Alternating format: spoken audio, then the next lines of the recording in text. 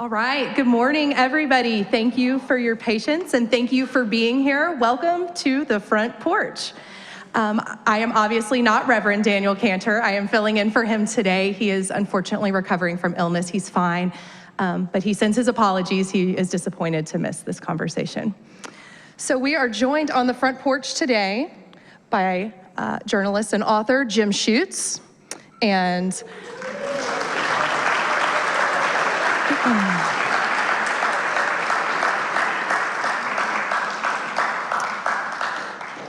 Will Evans, who is the executive director and publisher at Deep Elum Books here in Dallas.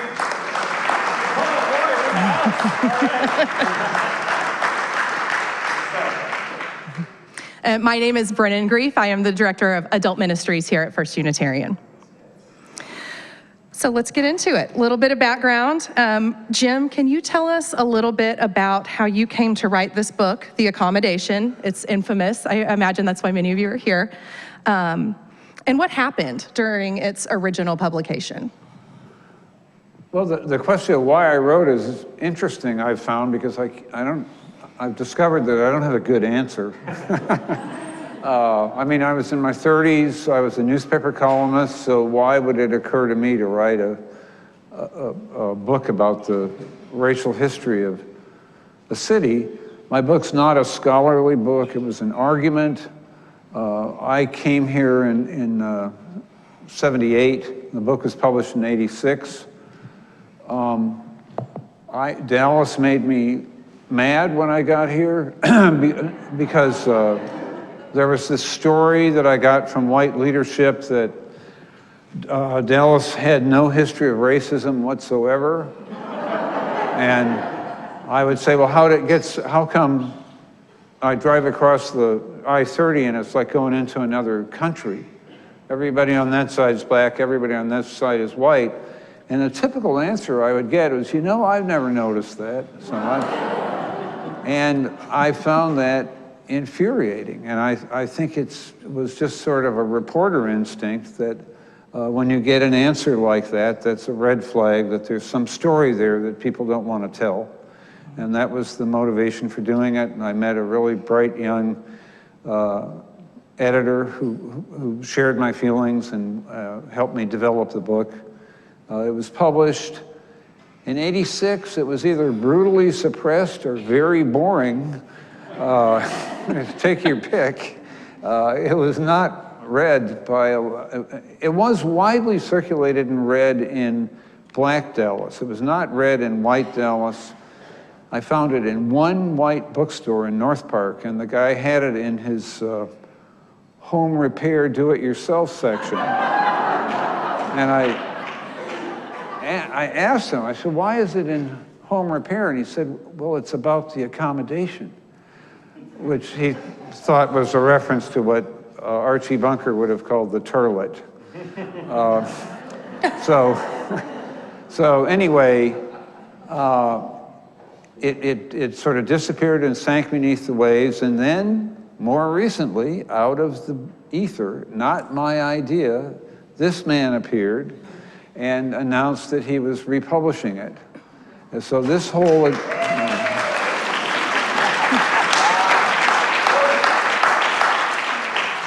You know nothing happens out of the ether, right? Yeah. It's like this story you're talking about. It didn't just come out of the ether, you know? Well, he has his own past. But anyway, it's been a strange and surprising adventure ever since it was republished. Absolutely. Well, that's my next question. Will, how did you come to find out about Jim and what led to this republication? Jim Schutze. If this is the most dangerous book in Dallas, that makes Jim the most dangerous writer in Dallas, right? That's right. I love, as you can tell from the way I look, to take a walk on the wild side, so that's pretty much how we got here. But how many people in here are not from Dallas? Not originally, so yeah. Like we're born and raised, whatever you want. I was born in Ohio, but I grew up in North Carolina, so I call myself a North Carolinian, right? There you go. Okay. So the majority of this room is not from Dallas. Jim and I are both not from Dallas. There's something great about Dallas in that people can move from all over and start a new life here and kind of get things going. But at the same time, there are a lot of things here about Dallas that do make you scratch your head and wonder why. And so about 30 years after The Accommodation was originally written and then not published and then published and then became so boring it went out of print, it was brutally suppressed. I moved to Dallas and started Deep Elum to publish stories from around the world that were not being told, that we needed to hear to learn more about each other. And so we do that whether the authors are from countries you've never heard of, like Cabo Verde or Democratic Republic of Congo, from languages you've never heard of, like Lingala or Sierra Zapotec, but then also writers from Dallas, because I'll tell you, it's equally hard to get published as a writer from Dallas as it is if you write in another language from another country. And there is something I really hate about that. And so Deep Elum was founded to try to solve part of that problem and give access to stories and storytellers from our own backyard as well as from around the world. And to really put this idea of a world-class city to the test, right? Bring the world's stories here, but bring our story to the world. And that dialogue is our mission. And so from day one when I moved here, every single person I met said, wow, cool, you're starting a publishing house in Dallas. You got to read The Accommodation, right? So I don't know if y'all had it the same way, but everyone was reading The Accommodation as a PDF passed around, right? How many people in here read the PDF of The Accommodation? Yeah. Wow, that's not very many. Usually it's a lot more in the room. Yeah. Okay, this is good. How many of y'all ever bought an original print copy of The Accommodation? Okay, different crowd. This is awesome. Good, good, good. Hold on to those things. They're worth a lot of money, guys. You hold on to them. That's an inheritance right there. So I see it in the back. I love it. So I read The Accommodation, and it was a scan of a scan, and it had been emailed me by someone who worked in education in Dallas.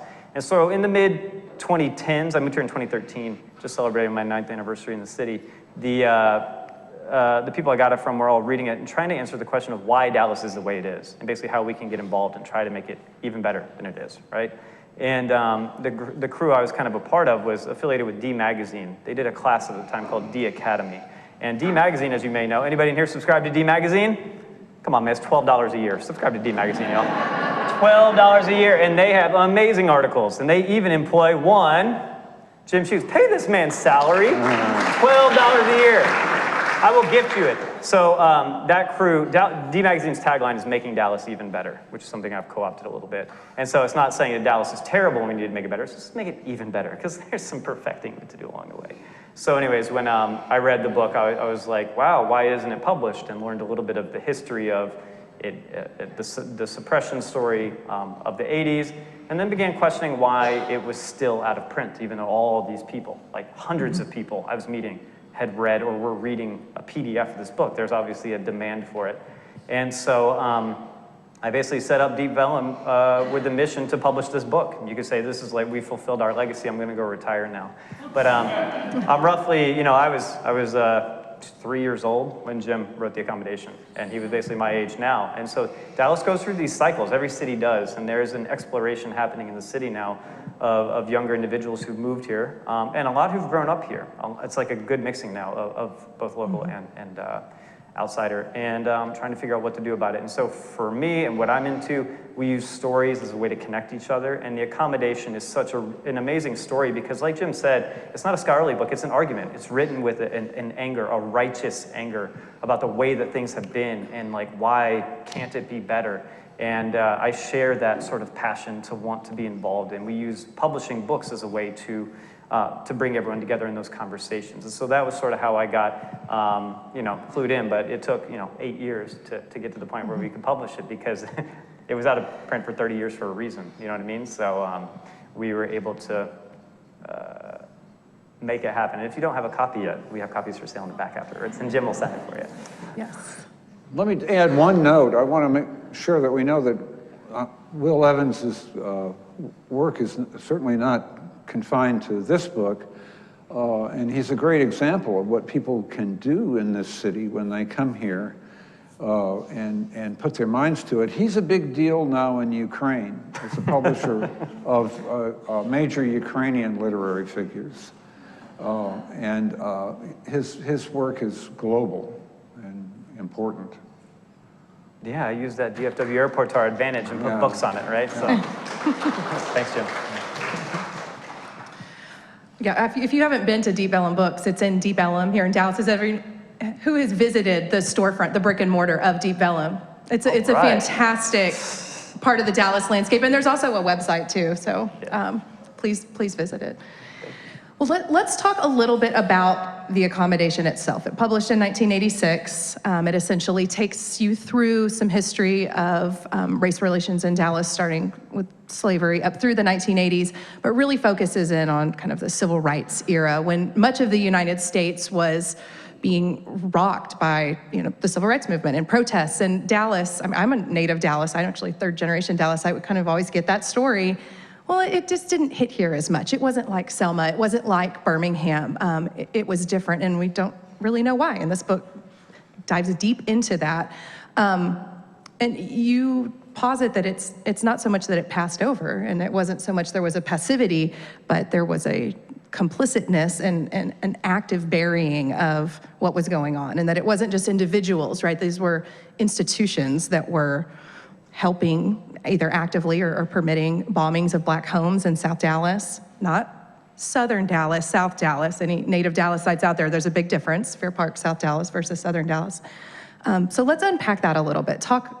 Dig in a little bit to what was going on in the 1950s in South Dallas and what you wrote about in your book that upset many in the white power structure. Well, I was very dependent on other people's work, work of scholars who actually knew what they were talking about. And the fact is that slavery was not the same everywhere. It was more brutal and extreme as it approached the frontiers. So that there's a lot of original source material and things that were written right after slavery that convey the fact that as you got out of Dixie and out into Louisiana and Texas, things got worse. There's a lot of history that's been written more recently about Reconstruction that makes it worse here than in Alabama and Mississippi. The Ku Klux Klan was not a cult or a sect here, it was the dominant political party. Dallas had I think it was like 32 elective municipal offices, and in the teens, the Klan slate swept all of them. So there's scholarly work now that's done that argues that slavery, the economic reality of slavery continued in North and East Texas into the 1950s. Because you had a combination of what they call debt penury, kind of owing your soul to the company store, and a draconian criminal justice system and penal system. You could work on the man's plantation in Nacogdoches, or if you didn't like that, you could go work for the state's plantation in Huntsville. But these realities of racism and oppression were very tough here.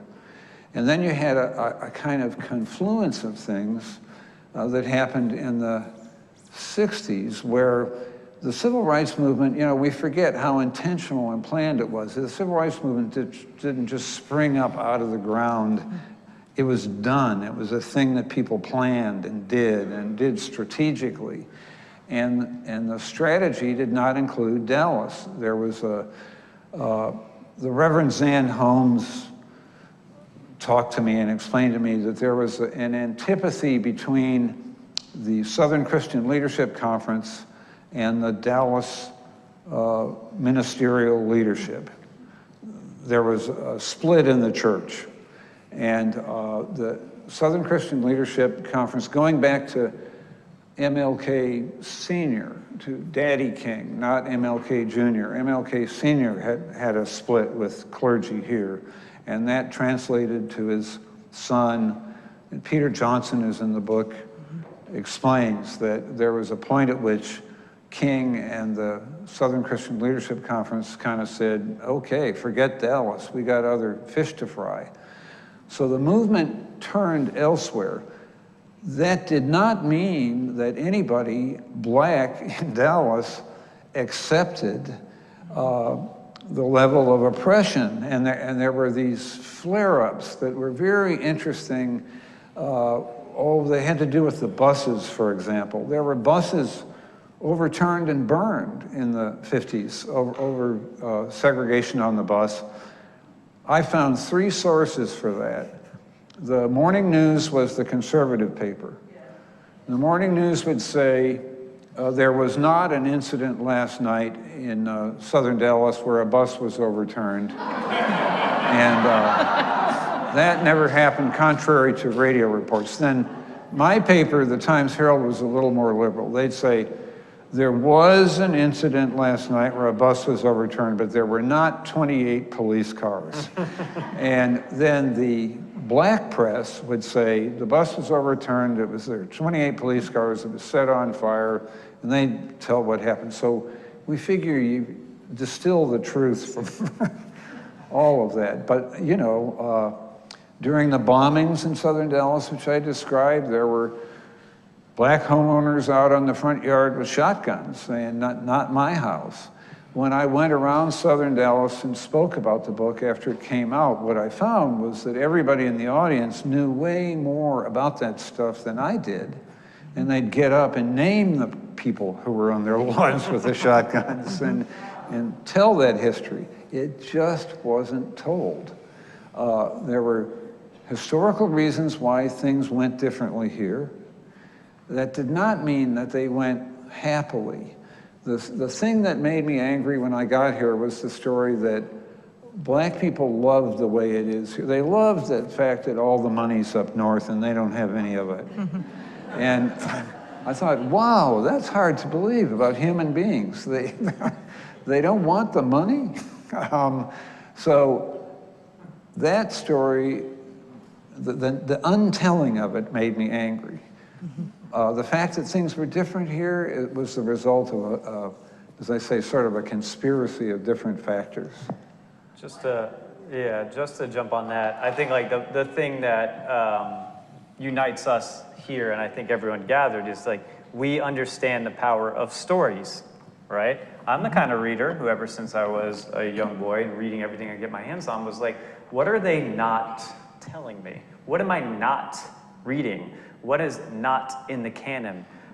So I'm from a city called Wilmington, North Carolina. Anyone in here know what happened in Wilmington, North Carolina in 1898? Yeah.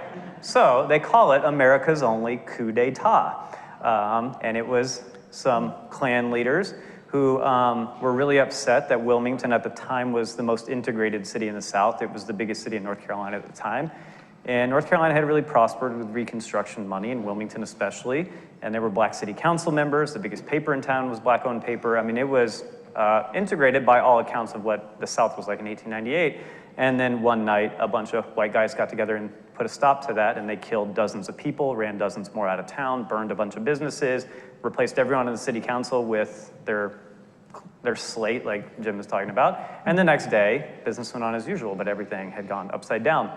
And so I was 14 years old in 1998 when I read the paper front to back every day, which is a funny thing to admit. And down at the bottom of the local state section on the front page, it said, sort of like the Times, sort of like the Dallas Morning News version of it. It was like, black leaders rebuffed in effort at monument. I was like, monument to what? Read the article. Rebuffed. And rebuffed. And so it was like, black leadership of Wilmington wanted to build a memorial to the coup d'etat, to the lives lost, the way things were, to put up like a historical marker, which did not exist.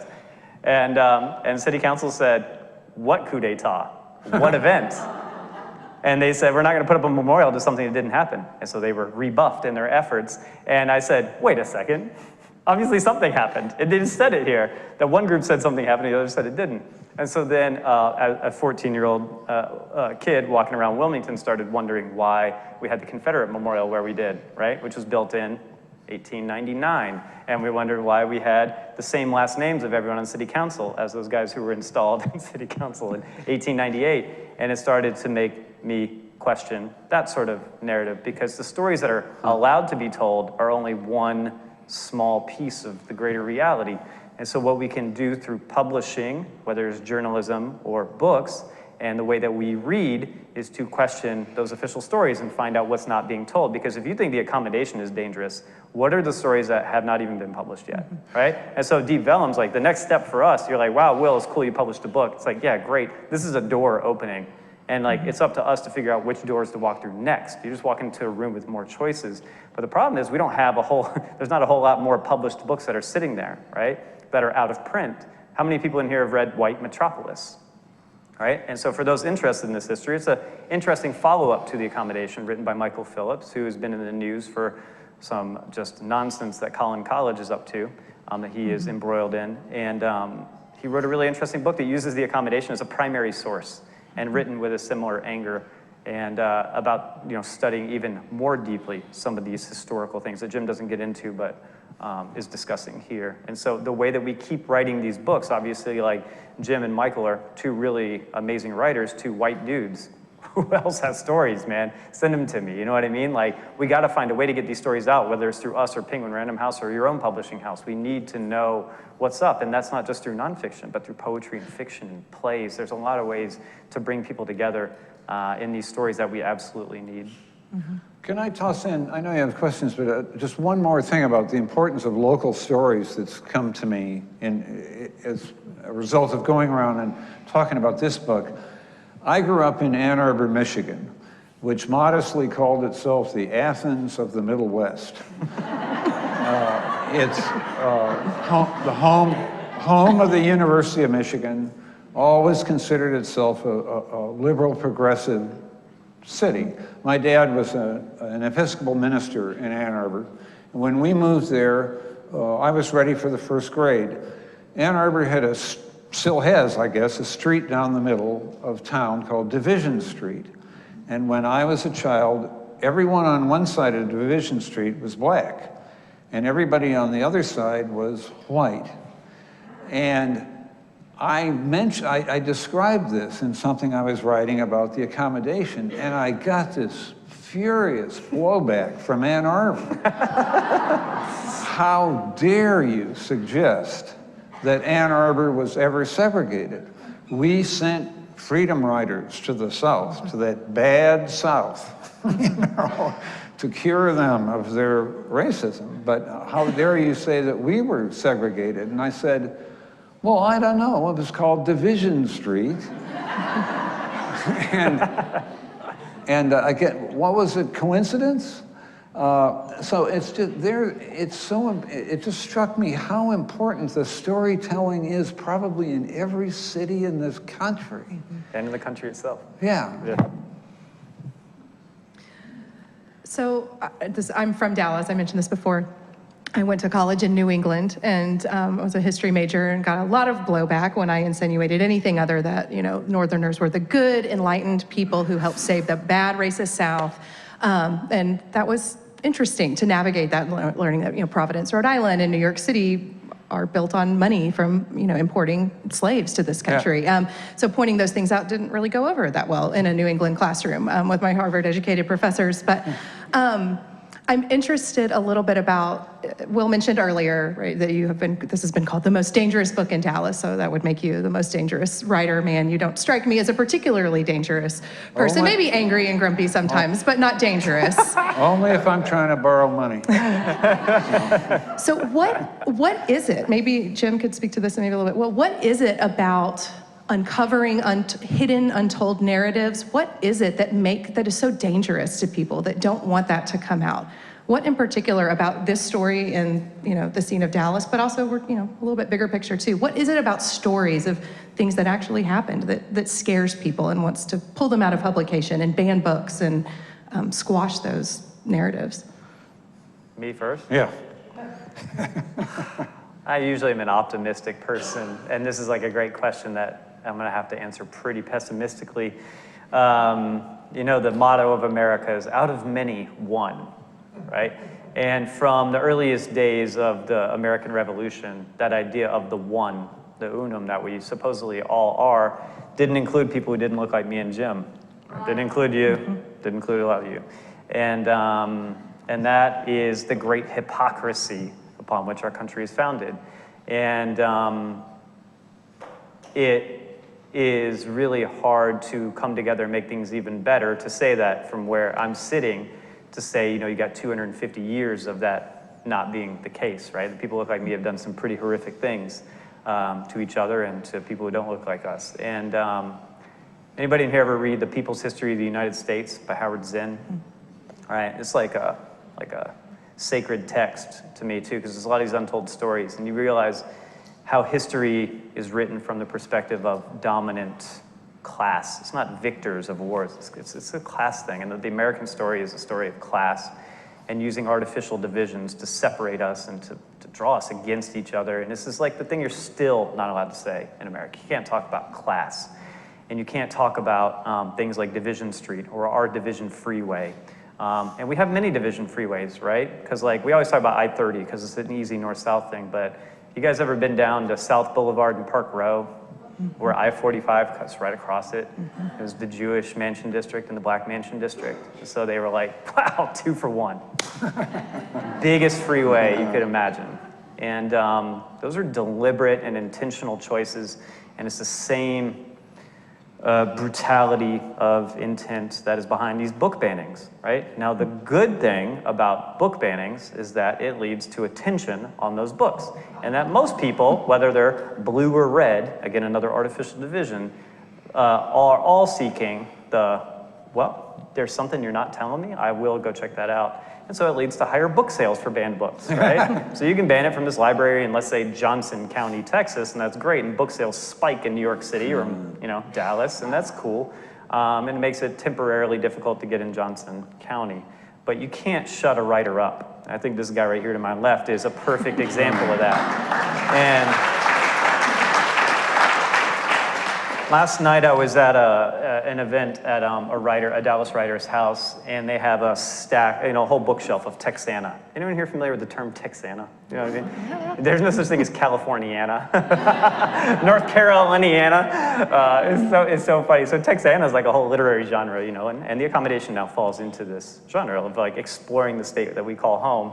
And something I always like to say, we have a colophon in the back. It's like a page talking about why we do what we do. And there you go. It's Texas as the promised land, a land of unbridled and unparalleled opportunity with its story yet to be written. The La Reunion settlers, everybody in here know La Reunion, the French utopians? Those poor guys did not know you can't grow anything on that side of the Trinity.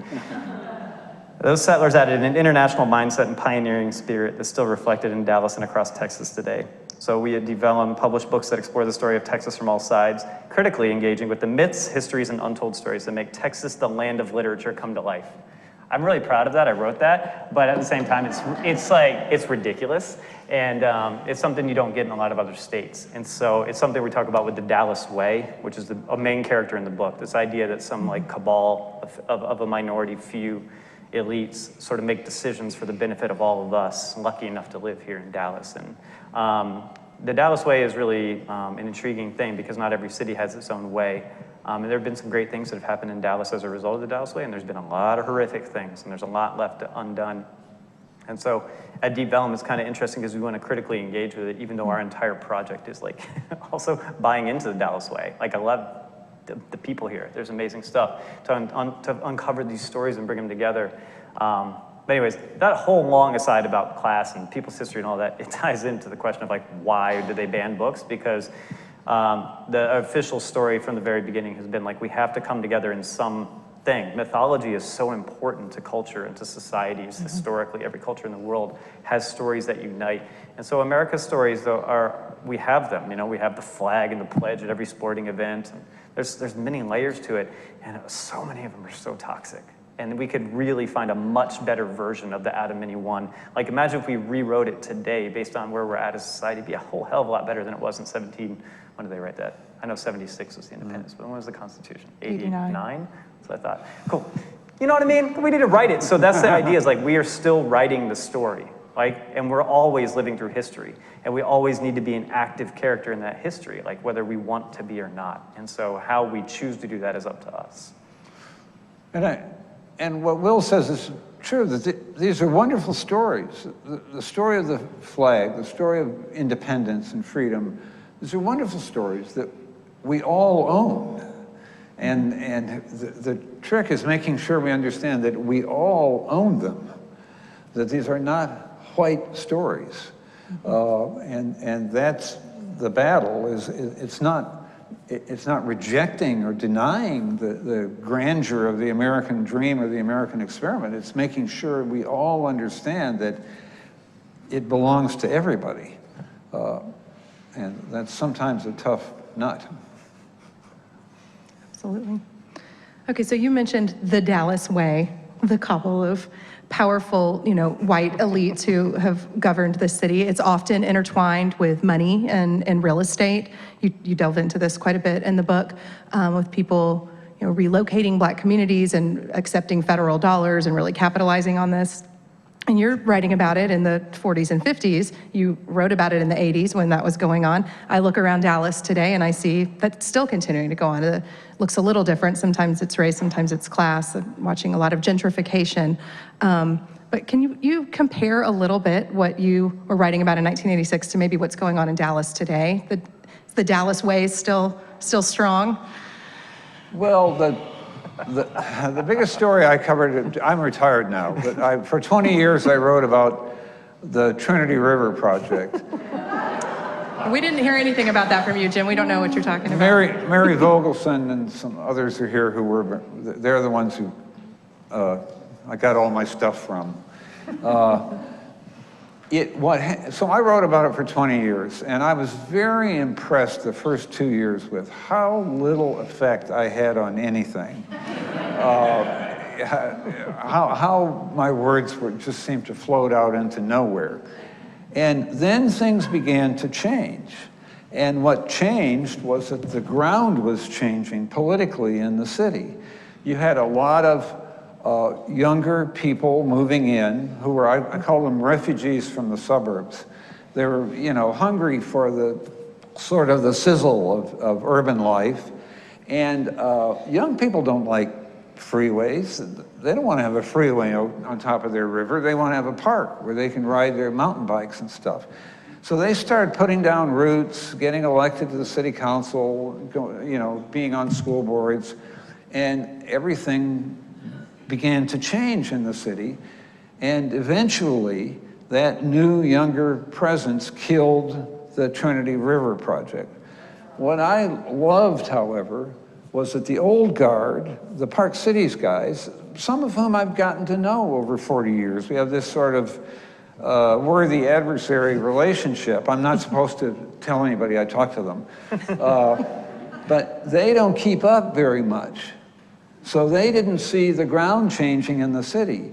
And they thought I killed the Trinity River Project. And I encouraged them in that belief.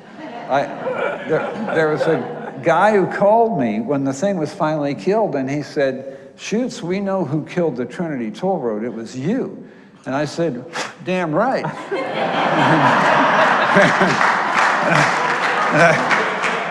I said, "Don't make me mad or I'll kill some more stuff." But what changed was the city. And the city's changed so much for the better. So much for the better. I asked my wife at one point, I said, at my age, if you start getting way more optimistic, is it one of those 7 deadly warning signs they have on TV for issues? And she said she didn't think so. But I think that I'm really optimistic about where the city's headed. And it's because of guys like this, and because of a really, young people are so much farther around the bend on all this stuff, especially about race and ethnicity and just general tolerance. It's incredible, and that's a good thing. All right. We've done a few events like these together, me and Jim, but the very first one we did for the Accommodation, we did back in September. It was a Communities Foundation cause-minded conversation. And it was between Jim and Dallas County Commissioner John Wiley Price, and who is a character in this story, as many of you know, and if you don't know, there's some D Magazine articles that can enlighten you. But Commissioner Price wrote the introduction to this edition. He's also a character in the very last pages of the original edition. He was like the young, hot politician in Dallas in the mid-'80s. And at the very first event, this question was also asked by Noel Laveau, who's now publisher of D Magazine, was at Communities Foundation then. And Jim gave a variation of this answer, and John said, "So what's changed in South Dallas? You just mentioned a whole lot of good things happen in Dallas. Have they happened in South Dallas?" And he did not ask it rhetorically. He began to answer methodically, because he has the statistics that the quality of life has gone down in South Dallas in the last 40 years, and that people live shorter times. They have chronic illnesses that people in the rest of the city don't have. And so what's really changed, right? You got a black CEO of the Citizens Council. That's what's changed. And in the book, John always calls it the White Citizens Council to differentiate it from what it is now, which is not all white anymore. Same idea though. They have a website now. They didn't used to have a website, you know what I mean? So you get with the times. That's positive change, or is it? They're still not held accountable. But the CEO's a great dude. We did an event with him, the CEO of the Citizens Council. If you read the book, the Citizens Council is like the bad guy of the book, right? Like, it's crazy. And then we did an event with him, and he's like, yep, you're right. But again, where's he from? Georgia. He ain't from here either. You know what I mean? Yeah. So it's an intriguing sort of story about what change looks like in many different ways. Because I'm like Jim, I look at it optimistically, but there are statistics and things, and you're like, yeah, things are getting better here and here and here, but not here and here and here, right? Like, I think that certain ages and certain classes believe certain things to be true, but when it boils down to it, even all of Mayor Rawlings talk about Grow South for the first decade I was here. What has changed? I think some things did change. Some investment moved down, but we haven't seen the effects yet, you know what I mean? Because it takes decades for this stuff to really root into to make things a lot better everywhere. Because the city is, we can't grow as a city anymore. We're not like Fort Worth. We're not taking over tons more territory. And so we have to improve things kind of from within. But there's another issue, and should I bring it up here, that we're not in the city of Dallas right here? So if y'all were citizens of Dallas, if any of y'all live here, I don't even know, maybe not, probably not, it would be a different city altogether. So there's a lot of chronic issues that sort of still need to be addressed. And so I do think that some things have gotten better. Not building a toll road in the Trinity is an unequivocal good. And also stopping the building of highways in general would be good, because they're bad. They're bad for all of us. And as a city, we need to stop getting people through our city as fast as possible to actually experience the city, so that people from all parts of Dallas could experience all parts of Dallas. And outsiders could come here and engage and walk around and see the beauty and the diversity of the city. And I don't mean just the people diversity, but the natural and the business. And there's so many layers to the city that I don't think we've even touched with the tip of the iceberg.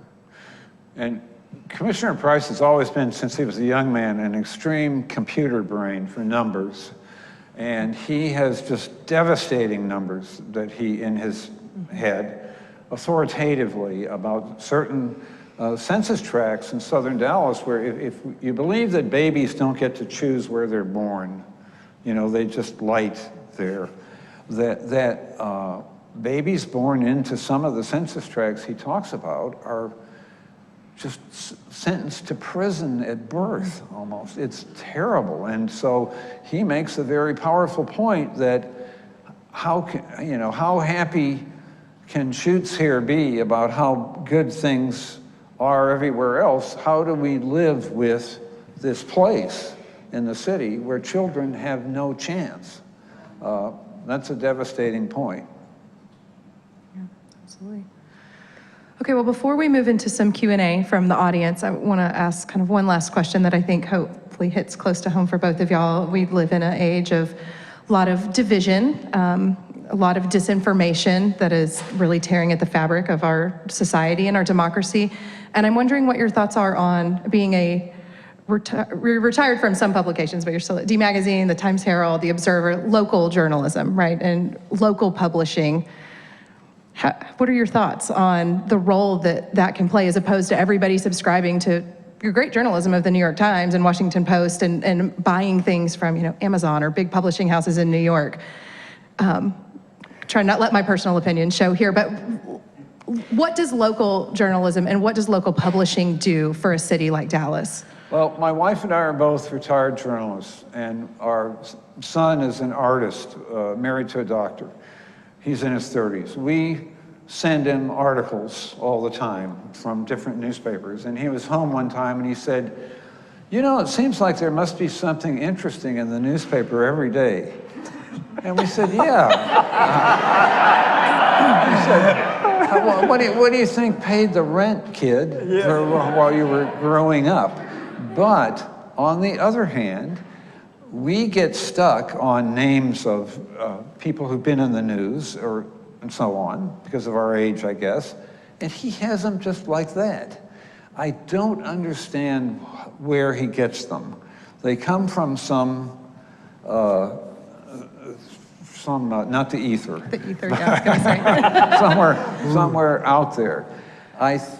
There's some huge molt taking place. I see a lot of downside in the coverage of local government. Man, do they get away with stuff that they would never have been able to back when they had a vigorous press presence at City Hall. But there's something else coming up. There's something else happening in book publishing. If you look at New York now, what is it, 3 publishers?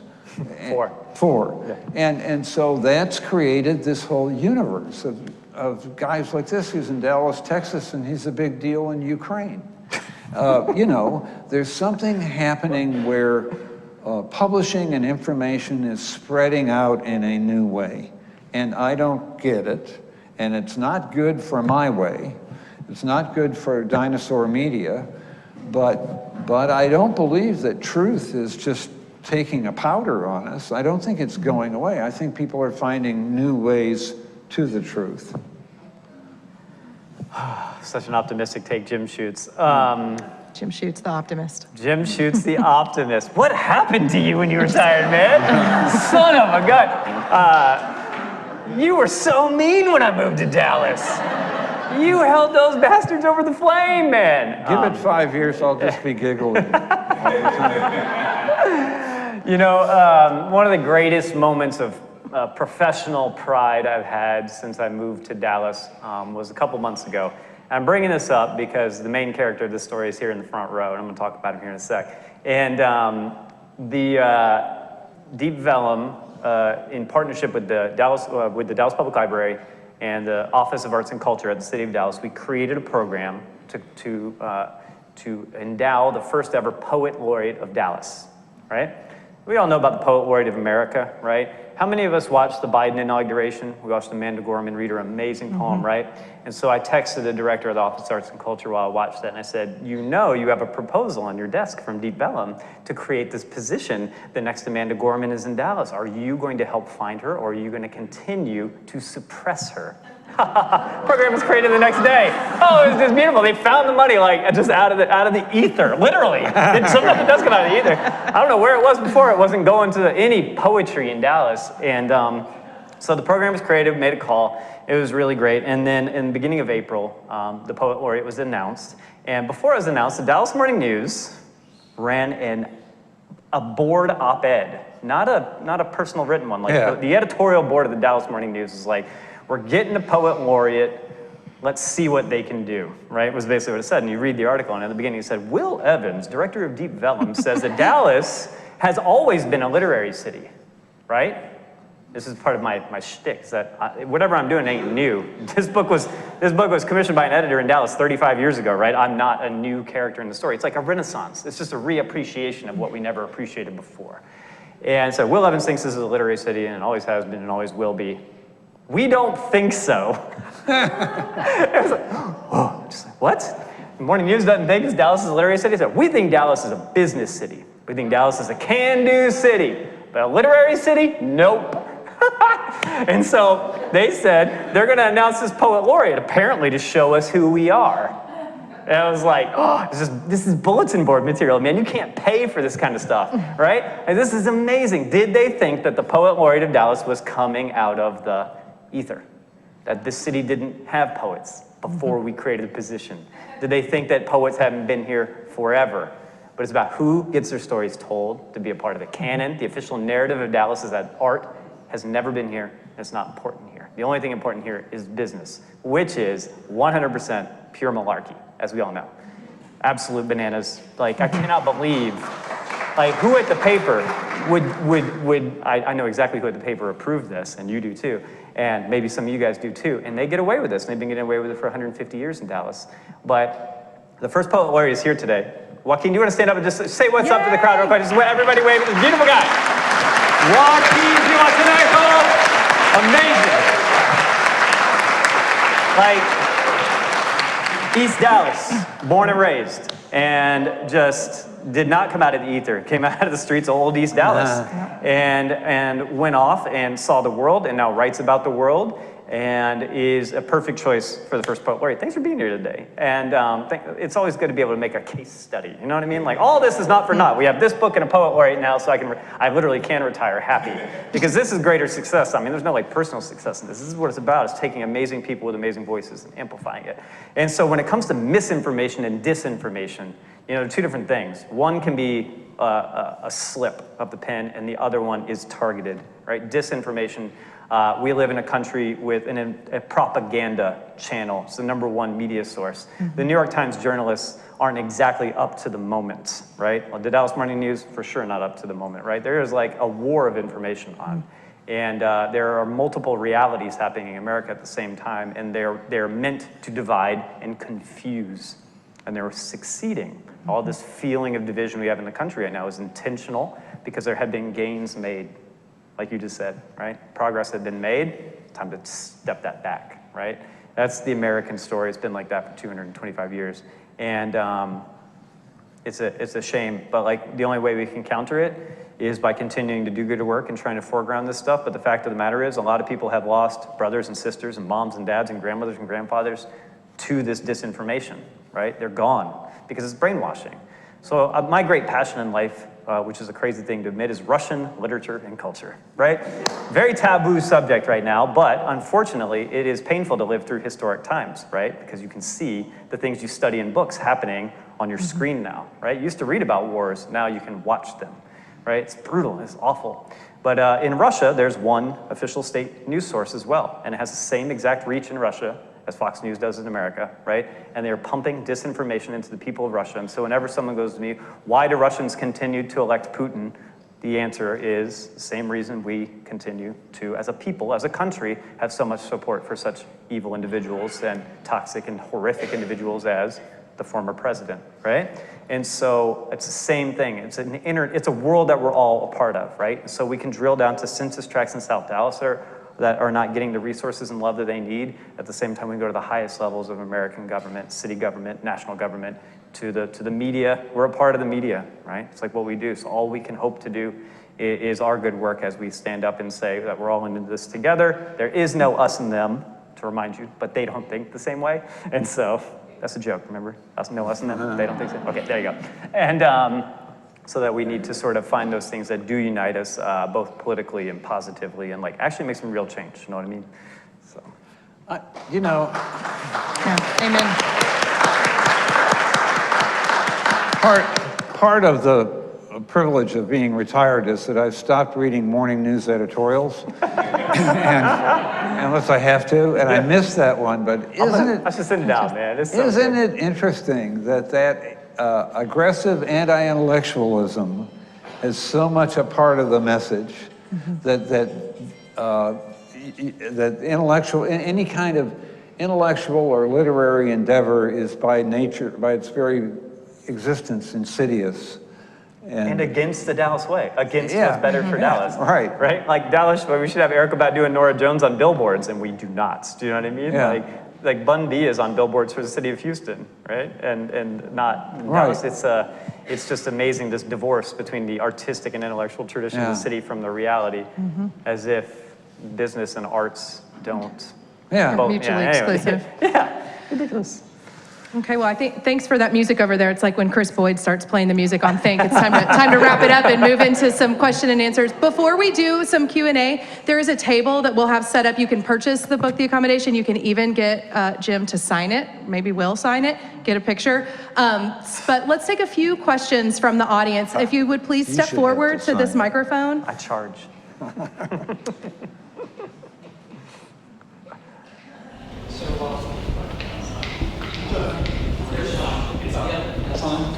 So while others are running up here to ask their questions, someone run up here to ask their questions. We had the pleasure of hearing you give a presentation of Opal's one of her speeches recently. So I guess my question is, has anybody thought about doing an in-depth biography of her? Because one of the things she talked about was her family they moved to Fort Worth because her family was bombed out of Dallas. I guess that's... Yeah, that's where it took place before. Say that again? The bomb took place before. It was... They burned down. Okay. The question was about a biography of Opal Lee, right? So I'll remind everyone here, Deep Elum is a nonprofit publisher. Remember, we're publishing the stories the world doesn't want you to hear. A biography of Opal Lee would be really great. It would also take an extraordinary amount of resources, and by resources I mean, thank you. You can make a donation to Deep Elum at deepelum.org and earmark it for a biography of Opal Lee, and we'll get it contracted tomorrow. But it would take, hypothetically, $50,000, FYI, because you have to build that thing from the ground up. And to build a real biography, we can't do what Mr. Schutze here did. You have to cite your sources. And that's a joke, Jim. What sources? Yeah. So, but that's a great idea, right? Like, we have a submissions page on our website. We take ideas from people, but like, where's the biography of Juanita Craft? You know what I mean? Where's the biography of all these historic figures of Dallas who made the city as amazing as it is? We have a lot of work cut out for us. So help us along the path. And if you don't have the money, we can do a give or get friendship. You know what I mean? So, but seriously, it does take a lot of resources. And a story like that matters so much in Texas, especially. But of course, that's a national thing that people need to be aware of, especially since we now have this federal holiday for Juneteenth. So there's a lot to celebrate and a lot to explore. The work is just beginning, and again, the accommodation is just one door opening into a much larger conversation about the stories we need. Right. Thank you, Jim, Will, and Brennan.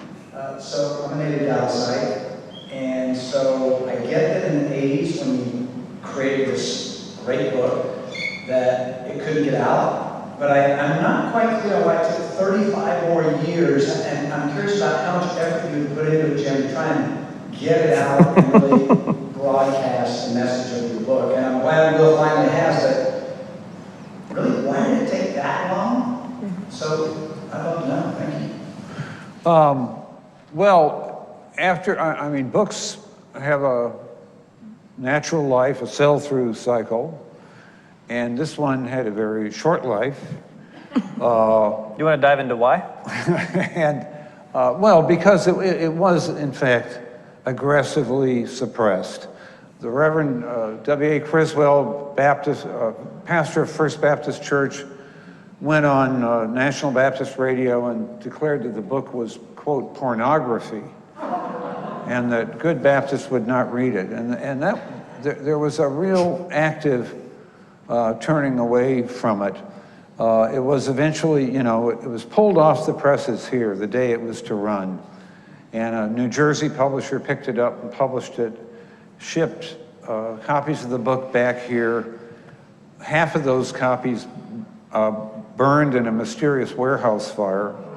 Oh. And what store was selling them? Oh, Black Image's bookstore was really the main reason anybody ever got their hands on the Where was that store?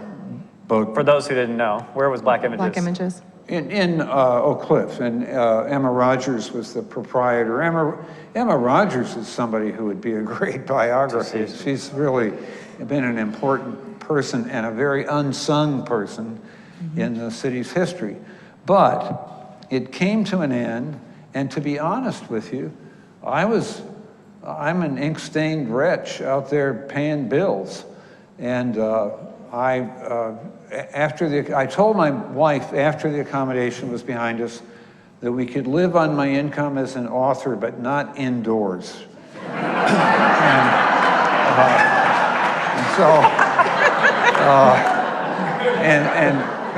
Thank goodness my wife was a very hardworking, productive earner in journalism, so that helped. But I wrote a series of what are called genre books, true crime books, that were commercial books. And my object there was to earn a living. The newspaper I worked for went out of business in '91, the Dallas Times-Herald, and I was sort of out there scratching to make ends meet. It's not a heroic story about this book, but I can tell you that I had really put it behind me when Will showed up. You're leaving out decades of when you were invited to book clubs and things. That's part of the story, how you kept it going. I was invited to book clubs over a period of years. I quit, and I don't remember what year it was. I'm guessing it was like 2005 or 10.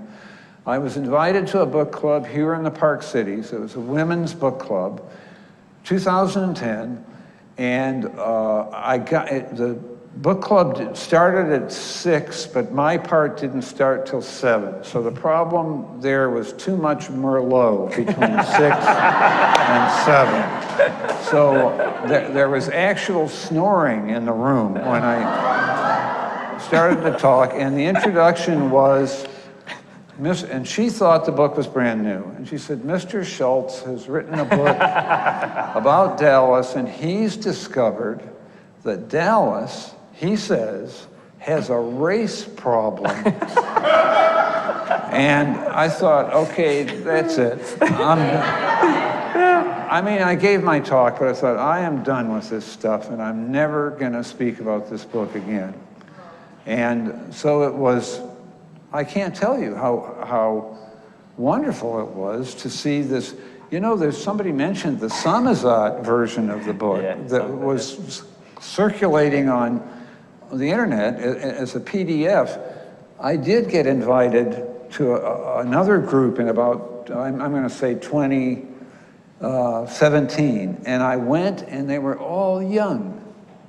And they'd all read this PDF version of the book, and they were asking me about it, and I answered their questions, and then I said, now I have a question. Why do you guys care about this? Why is this book important to you? And they said, a lot of them had grown up, Richardson, Frisco, up that way, which is very diverse for young people. So they grew up with a great deal of diversity, and the story they got from their parents and in school was racism and segregation was a thing that happened back in history. And it's all been taken care of now. And they could look around their classrooms and say, huh, looks like it. You know, everybody's here. So then they move into the city and they discover this harsh Mason-Dixon line across the city. And there's a harsh economic difference. And It's they even worse in the schools. Like in the schools, yeah. And so they said to themselves exactly what Will's saying. They said, somebody didn't tell us something here. Yeah. There's a story, something happened here, and we know from our own youth that it didn't happen naturally, because this isn't how things end up naturally between human beings. So something was done here, and we want to know what it was. And they found my book, and I think my book was more accessible because I'm a journalist, not a scholar. It's an easier read. And it had been suppressed. Yeah, and it had been suppressed. You find out about a suppressed book, that's the one to start with, right? Don't read the official history. Can I fill in a few details that Mr. Schutze didn't? This might take another minute, y'all, forgive me.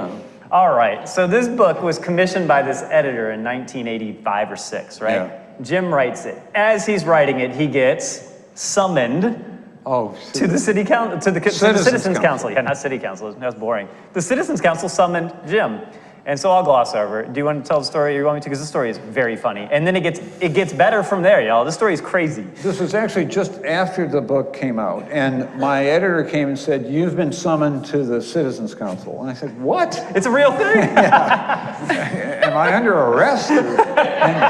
Citizens he said, arrest. just shut up, Schutze, and go to this address at such and such a time. So I went, and it's in this high-rise downtown. It's in a kind of a little auditorium.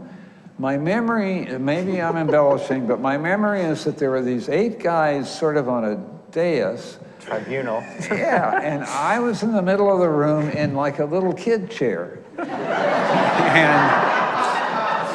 And they were very solemn, and we exchanged some pleasantries, not very pleasant. But then they said, Mr. Schutze, we want to know what the black people want. And I said, you know, these are such confusing times, and everything, all the mores about marriage and intermarriage have changed so much in the course of our lives. It's hard to spot people from how they look, but I said, you guys know I'm a white guy, right? And they said, we know that. And I said, okay, really, you gotta invite a black person here.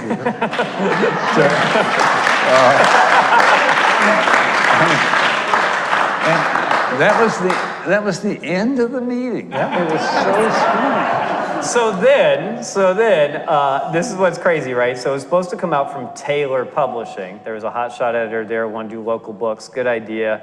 And the book was at the printer when someone got a phone call. You know exactly who made the phone call to pull the book off the printer, and Taylor killed the book. This is what they call killing it. It's not gonna happen, right? Taylor's done with it. But it was at the printer. It was like on the printing press. And one of the Citizens Council guys called and killed the book.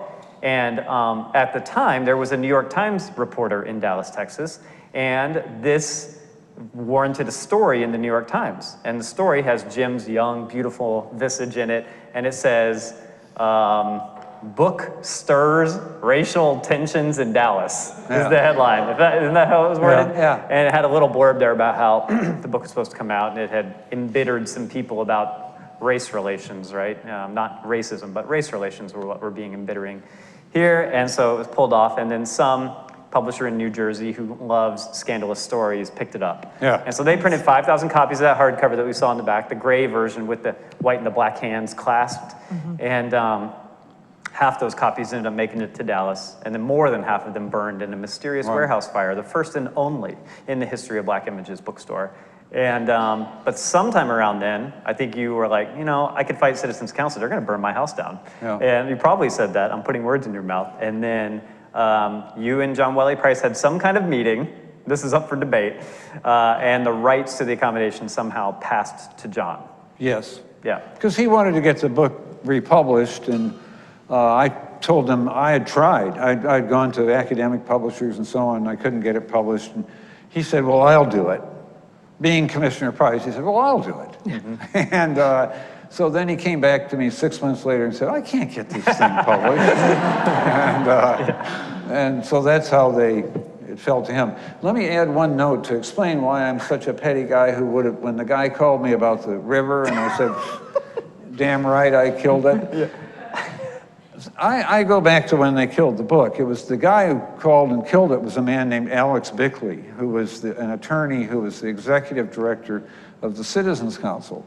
And I called Alex, whom I knew some, and I said, Alex, did you get my book killed? And he said, damn right. so over the years, I just needed one of those back. So by the time I showed up in Dallas in 2013, the story was Commissioner Price was sitting on the rights. This is the story. That's a conspiracy theory. He wasn't sitting on the rights. The rights are in some nebulous place between Jim and John. The book is out of print. And so I know a guy named David Marquis. Anyone here know David Marquis? All right, David Marquis is another amazing character in Dallas history, right? He's been involved in some really cool stuff here over 40 years. And he sat in my office in 2019, and he was like, if everybody knows him, hi, I'm David Marquis, I'm from Lubbock, Texas, and I got this book I want you to publish. And everybody comes to me with a book they want to publish, and I'm like, okay, it sounds really good. I'm very interested. And he goes, and as I was saying one day with my good friend, Commissioner Price, and I was like, whoa. I said, whoa, did you just call Commissioner Price your friend? And he goes, yeah. And I said, all right, I'll publish any book you ever write if you get me a meeting with Commissioner Price and you come with me and make the official introduction. Because I need to get to him via someone he trusts. Because like, you don't just publish the accommodation. And if any of you have ever dealt with politicians or famous people, you don't just go to them with an idea. You have to go via someone they trust. And I used to work in the music business. It's kind of official. It's like, this is how it goes. And so David and I sit in Commissioner Price's office at the end of 2019. And, you know, they talk shop, and Commissioner Price tells me a bunch of amazing things he's done, his stories, his politics, things he's working on. And he goes, so what's your idea for the book? And I told him, I laid out a whole plan and how we wanted the whole city to come together to read it, and it was gonna be a big deal, and we're gonna reinvent it, and it's vital, and there's a demand. And he said, that's great, send me a contract. And I did, but it was Christmas time, fell through. January comes around, I remind him. He's like, oh yeah, I'll sign it, it doesn't happen. You know, I remind him in February, okay, cool. March comes around and lockdown, right? So it's just like, everyone's priorities shift elsewhere. But then something amazing happened, you know, the horrific killing of George Floyd led to a national conversation and reckoning, and I get a call one day from Commissioner Price. He said, come down to the office. And this is like lockdown, the city was closed, everything was closed. And I go in the office, this is me and him and his right-hand man and his secretary, and we're all wearing masks, and he goes, now's the time, you're absolutely right, let's do this. And in the meantime, he had definitely done his homework on Deep Elum, and he had seen David's book, remember David's character in the story, and we had published it as a beautiful hardcover, and he had done work and seen that we're not just like, flying by the seat of our pants, that this is not the first book that we've done dealing with these themes, this history and the whole thing. He'd done it, and he said, all right, here's my sort of way I would like to see it laid out. We did a contract together.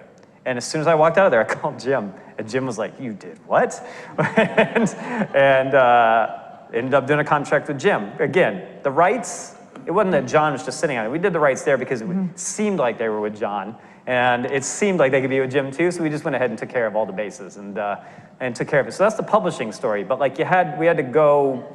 Takes a long time to do this stuff. The way this guy operates, he gave Commissioner Price a check because there has to be in order for the rights to change hands, the money has to change hands.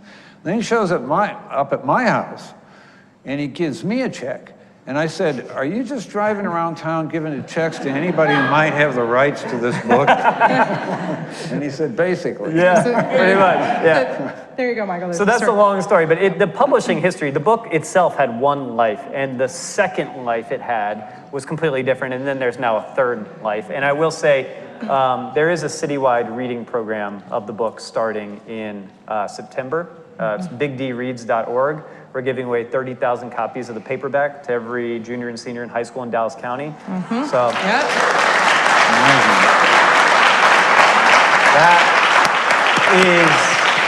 it's amazing because it takes it famously takes a village, as they say, but it took all the stakeholders in Dallas who've been talking about racial equity for the last 2 years.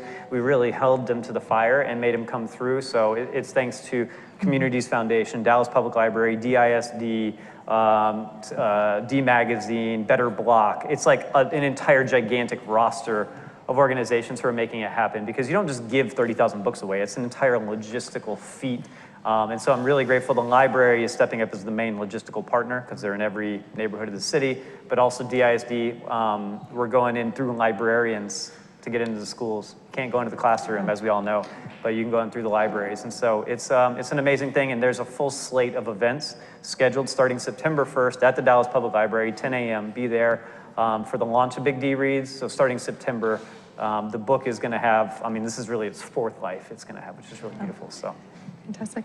All right, well, thanks for bearing with us. Sorry for the last few questioners. You can ask Jim and Will questions at the table. I do ask you that as Jim and Will try to get up, don't mob them. I know these are popular guys and but we're gonna get them to the table so that they can sign and take pictures. But let's give these guys a huge round of applause.